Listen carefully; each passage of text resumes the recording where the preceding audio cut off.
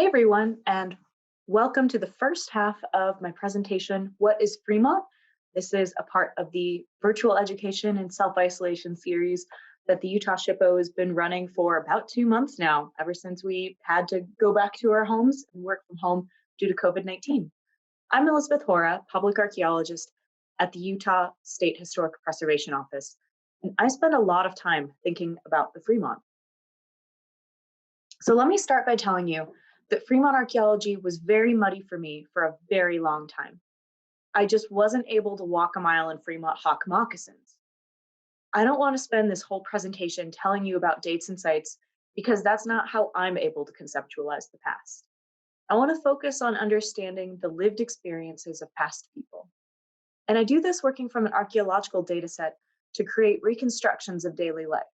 I'll have lots of visual aids from real artifacts and archaeological sites to show you where I'm pulling these reconstructions from. But feel free to question my interpretations, because that sort of questioning is what archaeology is all about. So what is the name Fremont? So this is really the only part of the presentation when I'm going to talk about calendar dates and things like that, I promise. So where do we get the name Fremont?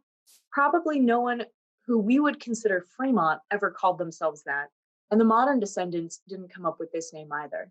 The name Fremont comes from the Fremont River, where archaeologists first discovered a suite of artifacts that seemed to belong to a culture they had never seen before.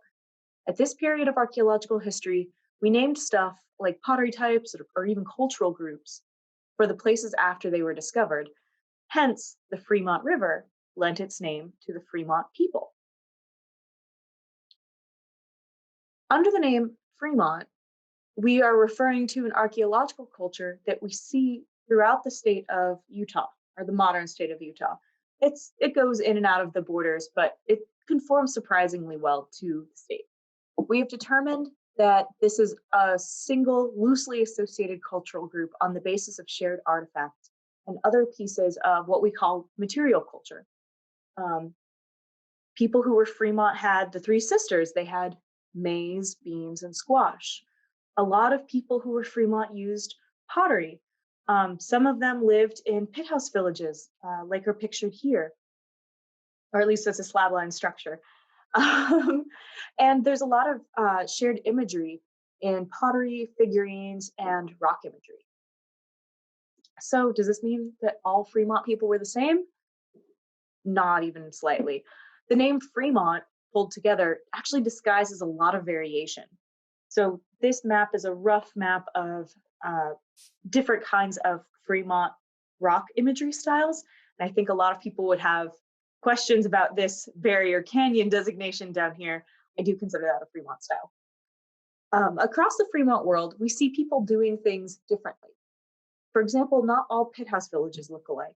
In fact, some Fremont people don't live in villages at all. We don't necessarily think that all these people shared exactly the same ideologies or even the same language, but we believe on the basis of similar iconography and evidence of a lot of travel within the Fremont world, that if you were a Fremont person and you traveled to another distant Fremont village, you would have enough in common with the people there to be able to communicate in broad strokes. So how do we talk about the Fremont, and how can we wrap our arms around Fremont variability? I'm going to spend a lot of time, the rest of the presentation, in fact, talking about the farmer-forager spectrum. This is the single most important thing to understand about the Fremont, and as luck would have it, it is not the most straightforward concept for Westerners. Although the Fremont lived in pit house villages, not all of them lived like that. At any given time, there were people who made a living foraging. Sometimes they were full-time foragers, and sometimes they were foraging on more of a temporary basis. The farmer-forager spectrum has several different implications for how any one Fremont person might spend their day and conceptualize their own future. First, I'm going to examine the foraging or the forager side of the spectrum. So people who move around a lot are considered highly residentially mobile in archaeological terms. So if you're foraging, again, it's just a fancy word for hunting and gathering, you're probably pretty residentially mobile since you need to get around to get the plants and animals as they come into season across a landscape. This mobility has implications for how you're going to structure aspects of your life, like your home. Are you spending days making a home? Heck no. You're going to give it a few hours, or even better, find yourself a ready made shelter, like an alcove. Hole up in there for a few days or a few weeks. Has implications as well for your stuff. What is your stuff going to look like? Are you carrying around a ton of it? Again, probably not, especially not heavy things like grinding stones. Almost any stone is good for grinding and smashing, so why overcomplicate things? You're going to need some lightweight tools like baskets to carry things in. And you're going to need things like chipstone tools that can be repurposed into a variety of tools. So I have pictured here at the bottom a little thumb scraper, we call it. They're sort of tiny. And then up a little bit further, I have what we call a biface. And so this is a piece of stone that has been taken from its original location and worked down into kind of a blank, right? It's a blank slate. From here, you can make a knife, you can make an awl, for piercing something. You can make a projectile point, an arrowhead.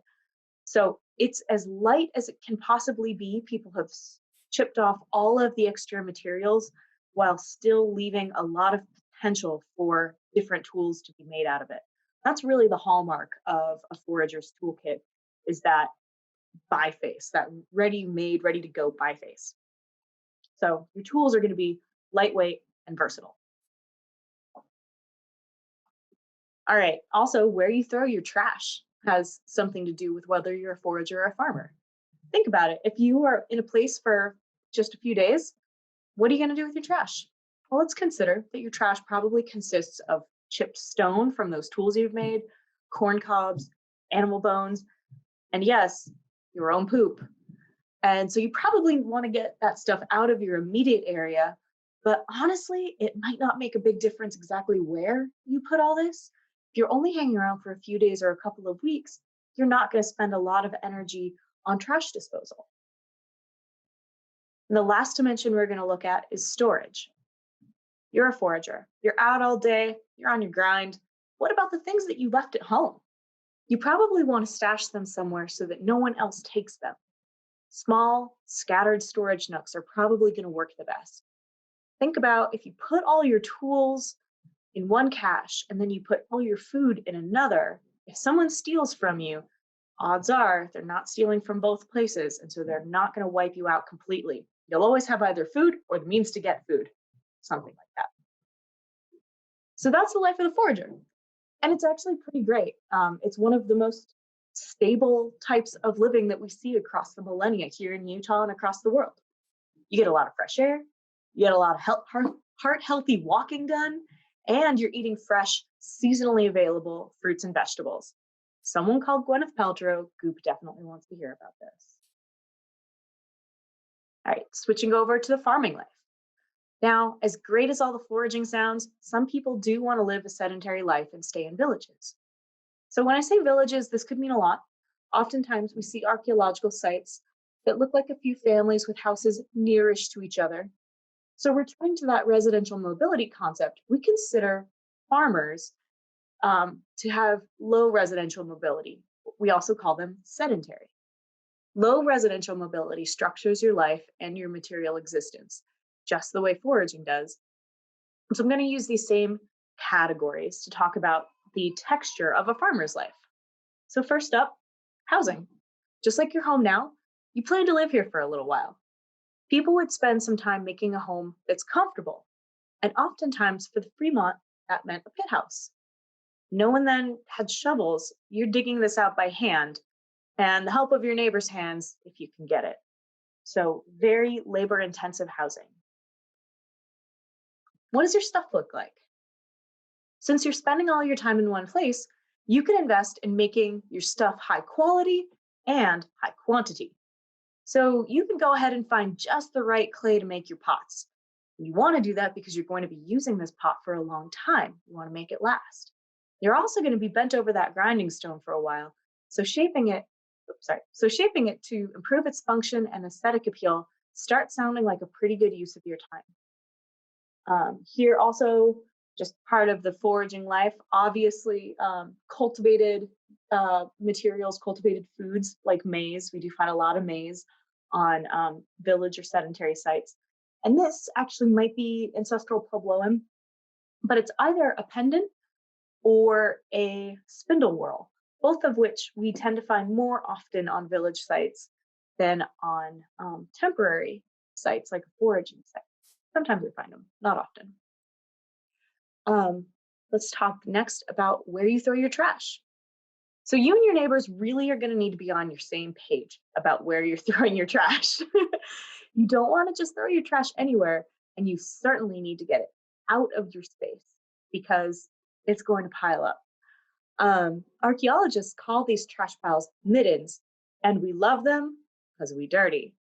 So here I actually have pictured, it's most likely not a habitation because we don't see any pit house structures, but you can see that there are concentrations, AC artifact concentrations all around. And you could sort of see that things are clustering. We've got maybe pottery in one area, broken pottery in one area, animal bones maybe along with it, chipped stone elsewhere. Because sometimes these concentrations are also showing the structure of the site, like where activity areas are. So from the garbage, we can find a midden, or we can find, a chipping station where someone was making things like that. Our last dimension is storage. You didn't spend all that time building a house to not put storage space in there. And since you and members of your family won't really be too far from the house, there's no need to worry about that kind of casual thievery that a forager needs to worry about.